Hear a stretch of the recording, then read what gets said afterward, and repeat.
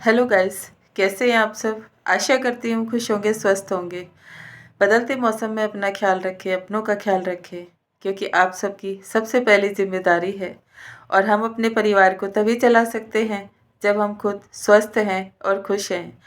सबके जीवन में अनेकों चीज़ें होती हैं। घर परिवार में छोटी छोटी चीज़ें कभी कभी बड़ी मुश्किल बन जाती है, और छोटे छोटे भाव कभी कभी झगड़े का कारण भी बन जाते हैं। इन्हीं में हम उलझकर अपनी ज़िंदगी को ऐसे ही बर्बाद कर लेते हैं और अपने आप सुकून से नहीं जी पाते हैं, ना ही सोच पाते हैं, ना ही अपने लिए काम कर पाते हैं। क्योंकि जब हमारा मन दुखी और परेशान रहता है अपनों की वजह से, उनके बिहेवियर की वजह से, या फिर उनकी कुछ आदतों की वजह से, तो हम ना तो अपने आप को खुश रख पाते हैं, ना ही हम अपने साथ जुड़े लोगों को खुश रख पाते हैं। यही तो जीवन में दुख का और क्रोध का कारण बन जाता है कि हर कोई नाराज ही रहता है, हर कोई एक दूसरे को सिर्फ अपमान ही करता है, नीचा दिखाता है। इन्हीं चीज़ों की वजह से घर में, परिवार में आज लोग दूर हो रहे हैं। एक दूसरे के साथ मनमुटाव के कारण दूसरों के पास जा रहे हैं, दूसरे फ़ायदा उठा रहे हैं। आप लोग की तकलीफ़ों को जान के एक दूसरे को अलग करने की कोशिश करते हैं, परिवार में बिखराव पैदा करते हैं, और आपकी सब चीज़ों को जान लेते हैं और उन्हें कैसे तोड़ना है ये भी वो प्लानिंग कर लेते हैं। आप सबको पता भी नहीं चलता है, क्योंकि हम तो अपने अच्छे स्वभाव में जीते रहते हैं, सोचते हैं कि जैसे हम हैं वैसा ही दूसरा भी होगा, वो भी हमारे साथ अच्छा व्यवहार करेगा। लेकिन आज के समय में सबसे ज़्यादा दुख तकलीफ आज अपना ही अपने को काटता है, अपना ही अपने को बर्बाद कर रहा है, अपना ही अपने को सबसे ज़्यादा नुकसान पैदा कर रहा है। बुरी चीज़ें आज बहुत ज़्यादा हावी हैं हर किसी के जीवन में, क्योंकि हम भगवान से नहीं जुड़ते हैं, हम लोगों से जुड़े रहते हैं। किसी का अपमान करते हैं, किसी को बुरे शब्द बोलते हैं, किसी की किसी भी चीज़ पे नियत रखते हैं। वही तो आप सबके लिए एक भटकाव का कारण है, आपके अपने जीवन में कलेशों का कारण है, दुखों का कारण है। भगवान कहता है कि जो आपके पास है उसमें सुकून और शांति महसूस करो, क्योंकि वो मैंने आपको आपके कर्मों से दिया है। अब पिछले जन्म में जो कुछ आप लेकर आए थे वो सब तो आपको काटना ही पड़ेगा। वो अपनों से भी काटना पड़ता है, दूसरों से भी काटना पड़ता है। ये तो प्रकृति का नियम है। जब हम जैसा देते हैं वैसा ही फल स्वरूप हमें मिलता भी है। इसीलिए हम अच्छा करेंगे तो अच्छे की आशा रखेंगे, और अगर किसी के लिए बुरा करेंगे तो बुरे की आशा तो भगवान आपको रखना सिखा ही देते हैं। आपके जीवन में छोटी छोटी चीज़ें ऐसी घटित होती रहती है जिससे आपको सोचने पर मजबूर कर देते हैं कि ये सब किसी को आपने दिया था, किसी के लिए किया था, या किसी के लिए सोचा था, या किसी के लिए प्रार्थना की थी, तभी तो ये सब आज आपके साथ भी हो रहा है। समय लगता है हर इंसान के जीवन में, समय को बदलने में, चीज़ों को बदलने में, क्योंकि जो आपके पिछले जन्मों का, कर्मों का जो अच्छा होता है वो भी मिलता है, और इस जन्म में जो आपने जो कुछ भी किसी के लिए बुरा किया है, सोचा है, या भावना रखते हैं, वो भी तो मिलता है। क्यों किसी के लिए बुरा सोचना, क्यों किसी का अपमान करना, क्यों किसी के घर में झगड़े पैदा करना, क्यों किसी की चीज़ों पे नज़र लगाना, उनकी नेगेटिविटी और अपनी पॉजिटिविटी को अंतर करना, क्योंकि हर किसी के जीवन में कुछ अच्छा कुछ बुरा तो होता है, सभी के साथ होता है।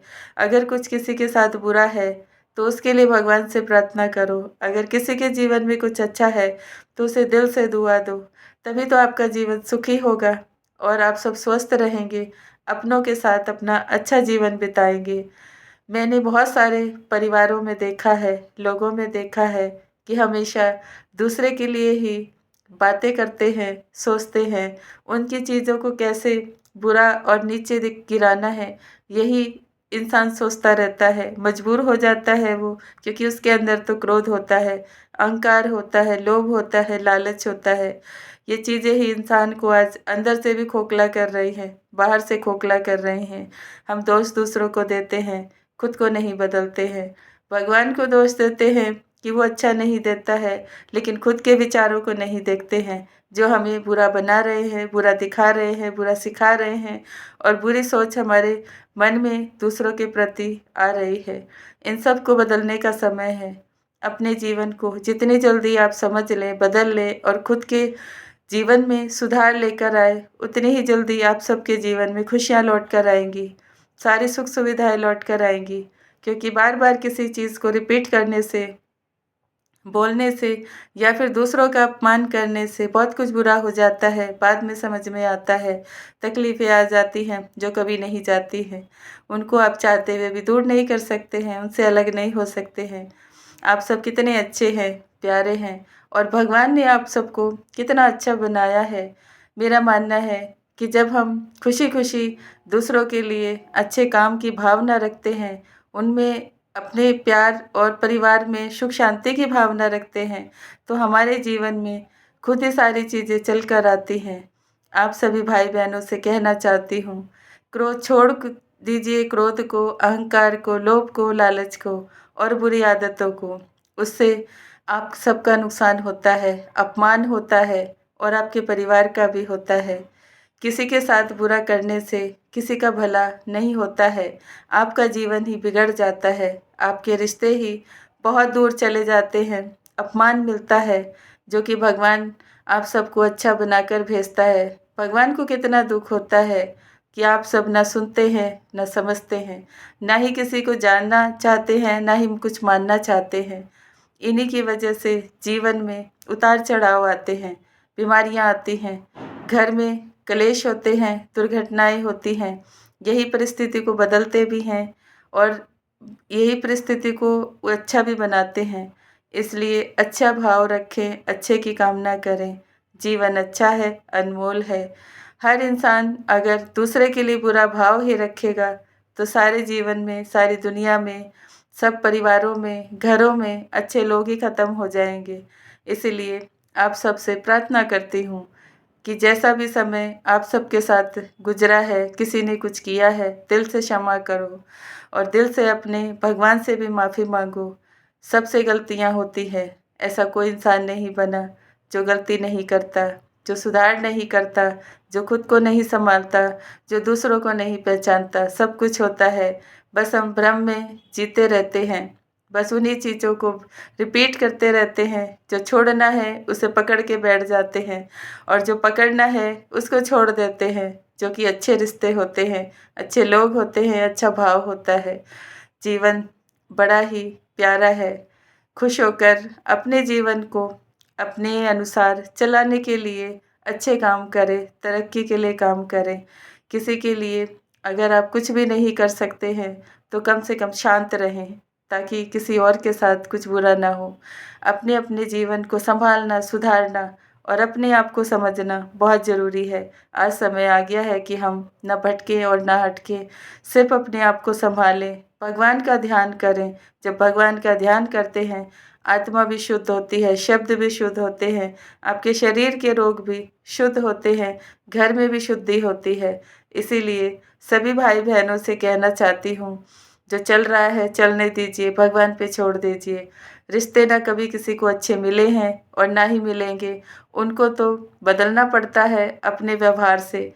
दूसरे को बदलने से अच्छा है अपना व्यवहार बदल लो। ये जान लो, ये मान लो कि प्रकृति ने जो कुछ दिया है वो हमारे कर्मों का फल है। हिसाब-किताब चुकता करना है तो भोगना भी पड़ेगा। इसीलिए शांति से, खुश होकर अपने जीवन को बिताओ। आज का दिन बुरा है तो कल अच्छा भी आएगा। किसी ने क्या देखा है, क्या लिया है, क्या दिया है, सब यहीं छोड़ जाना है। बस नाम साथ जाता है भगवान का और आपकी अच्छी चीज़ें साथ जाती हैं। इसलिए उन दोनों का ख़्याल रखें। अपने जीवन को भटकने से बचाएँ। दूसरों के जीवन में कुछ भी गलत करने से बचें। यही हर इंसान का फ़र्ज़ है। आप जब ये सब मान लेंगे, जान लेंगे, तभी तो सुख आएगा, शांति आएगी। महसूस करेंगे कि कितना सुकून होता है जब हम अपने आप के लिए सोचते हैं और अपने भगवान के साथ जुड़ते हैं। अपने भगवान को कभी खुद से दूर ना करें। लोग दूर हो जाएँ कोई बात नहीं, लेकिन भगवान का साथ कभी ना छोड़ें।